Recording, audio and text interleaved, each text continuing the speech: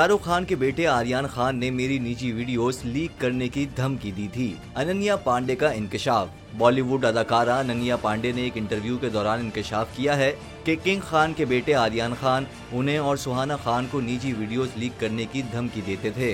अनन्या पांडे का कहना था कि मैं अपनी दिन भर की एक्टिविटीज को रिकॉर्ड करती हूं, लेकिन इन वीडियोस को कभी भी मैंने पोस्ट नहीं किया।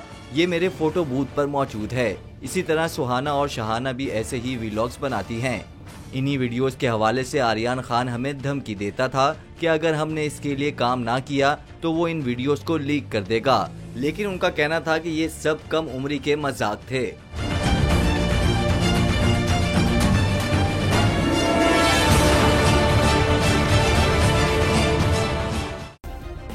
सब्सक्राइब करें और बेल दबाएं ताकि कोई खबर रह न जाए।